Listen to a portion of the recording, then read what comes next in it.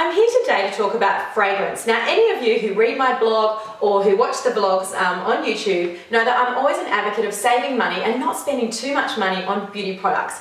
But the one product I think you can afford to splurge on is fragrance, because you want the right fragrance for you. Like I always say, you need to try before you buy. So go into department stores and try all of the different fragrances like I have to find one that's right for you. I'm a big believer in a signature fragrance. That means you basically wear the same fragrance almost every day. The great thing about that is people remember the fragrance, and when they smell the fragrance they think about you, and it just gives you a bit of an identity, and people know when you're walking into the room, and it also makes you feel good every morning to spray on that same fragrance, and it kind of helps you get ready for the day.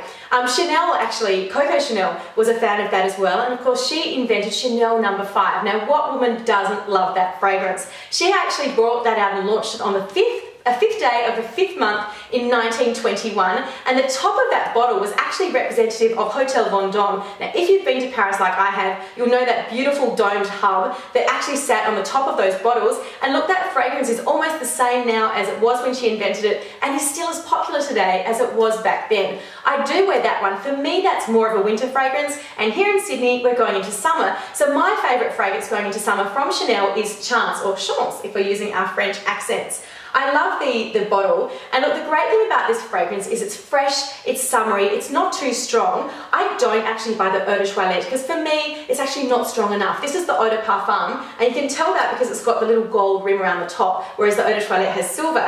And look, the reason I like it to be strong is because I sweat a lot in summer, I've got open pores, I have European skin, so if it's not strong enough, by a couple of hours later you can't smell it anymore, whereas this one will go 5 or 6 hours, and I can also travel with the bottle, which I really like. So often in summer I do make that my signature fragrance. But one that I've just discovered, which I think was brought out at the end of last year or even this year, is from Diptyque. Now you know those gorgeous candle people and those beautiful candles that make your room smell divine? They've actually brought out a whole range of fragrances, and this one is 34 because their headquarters is number 34 Germaine Boulevard in Paris.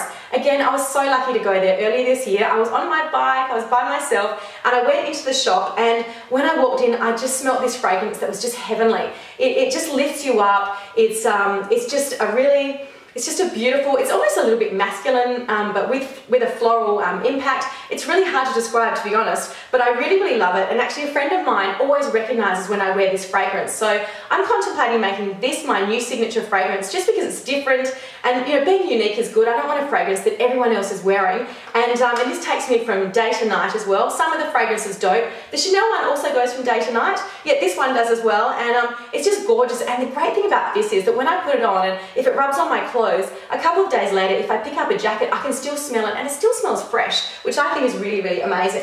Now my classic signature fragrance that I have had as my signature fragrance for about 5 years is Micheal Kors. Micheal Kors has a whole range of fragrances, and I actually like all the jewellery as well. I've got a Micheal Kors watch.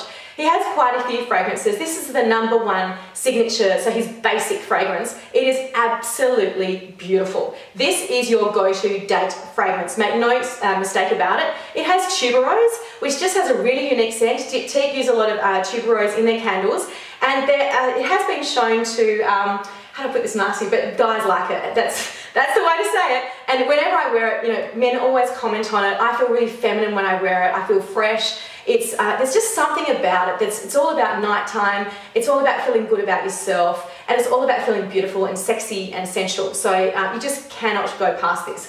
And look, finally, the other one that I'm wearing quite a bit at the moment, it's an Estee Lauder product. It's Tom Ford. Now, we all love Tom Ford, right? This is really Estee Lauder's piece de resistance, the range that he has brought out of both cosmetics, fragrances, and skincare.